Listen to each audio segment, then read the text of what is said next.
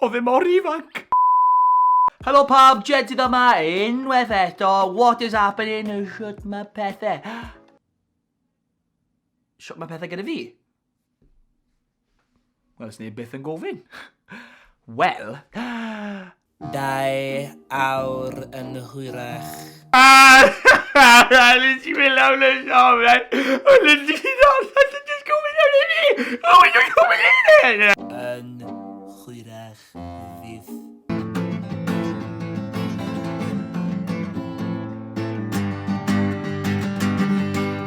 a dyna sut nes I ennill y talent show. Yn hwyrach ac yn hwyrach. Ond so... dim lot, really. Diolch am ofyn. Sorry, be ni'n neud eto? Right, heddi, yn y fideo yma, ni'n edrych mlaen at pa ffilmau a raglenni sydd I ddod yn yr wythnosau nesaf. Ond, tro yma, ni'n edrych ar hoff streaming service fi ar y funud. Mae di bod mas am just bron blwyddyn ac mae fe'n barod yn dechrau cymryd drosodd. Y cawr Disney Plus. Os wyt ti'n nabod Disney Plus, fyddwch yn gwybod mae'n cael ei rannu mewn I cwpl o pethau gwahanol. So mae dati Disney, wrth gwrs, Pixar, Marvel, Star Wars. Nat Geo a Star. Nawr mae hwnna fwy am y mummies a daddies, Felly, gadewch I ni dechrau, fe?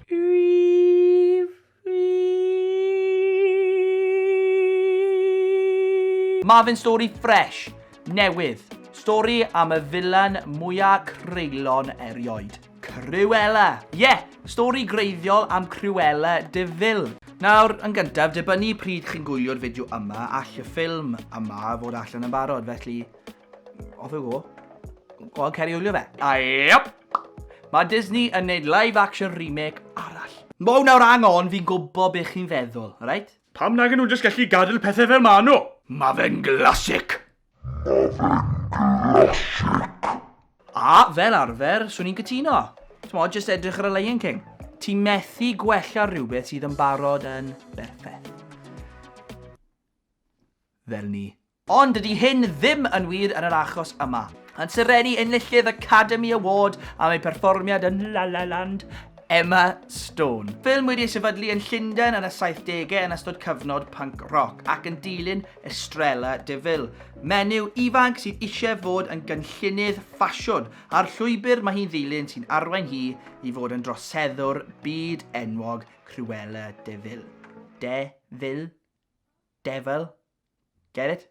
Un fyddai siŵr yn edrych ymlaen I wylio pwy sydd ddim yn lico crime drama. Fi methu aros.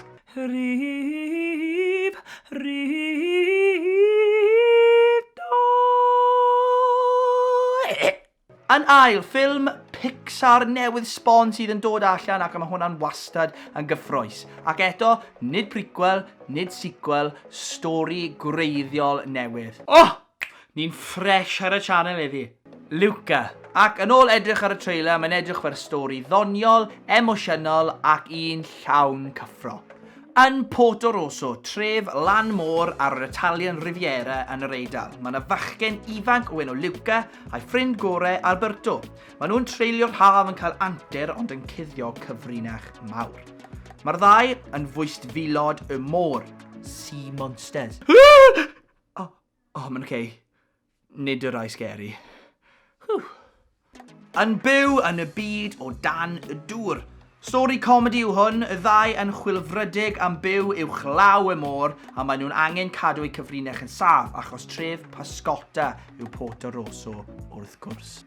Edrych, fi byth di gweld ffilm gwael Pixar o blaen, felly fydd hwn ddim yn gwahanol. Mae'r ffilm yn dod allan ar Disney Plus ar y 9 o Fehefin. Ond cyn mynd mlaen i'r rhif 3. Wyt ti wedi tanysgrifio I PopT? Wel, gwasgu'r bwtwn subscribe na nawr! Rhif 3. Yn olaf, yr un fi'n bod yn edrych ymlaen at fwyaf o'r byd masif Marvel, yr MCU. Yn syrenu yn ei teitl cyntaf yn crime thriller Loki.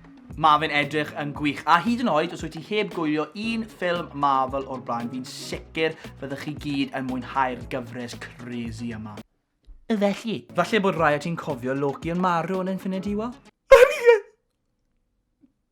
Oedd e mor ifanc. Ond yn Endgame, wrth i'r Avengers mynd nôl mewn amser i trio casglu'r holl Infinity Stones, nath Loki dwyn y Tesseract. A felly, mae'r gyfres yn dilyn mlaen syth o'r pwynt yna. Mae Loki yn benni lan yn y Time Variance Authority, neu'r TVA. Sefydliad ffuglenol sy'n monitro'r llinellau amser. Maen nhw'n rhoi dewis i Loki, sef gwynebu, cael ei ddileu fel person yn gyfan gwbl, neu helpu i trwsio'r llinell amser. Mae Loki yn byw mewn crime thriller ei hunan yn teithio trwy amser yn newid hanes dynol. Tom Hiddleston sy'n nôl fel Loki a Owen Wilson yn cael ei MCU debut. Mae'n edrych yn gyffrous ac yn ffres, a da ni gyd yn ffres ar y sianel heddi. Felly, dyna ni, digon i wylio dros yr wythnosau nesaf. Gobeithio wnewch chi fwynhau. Os ych chi wedi mwynhau'r fideo yma, cofiwch i hoffi'r fideo, tanysgrifiwch i PopT a gwasgu'r bell notification, okay? A cofiwch, guys, gadewch gwybod beth chi'n feddwl am y ffilmau a raglenni fi di ddewis yn y sylwadau isod.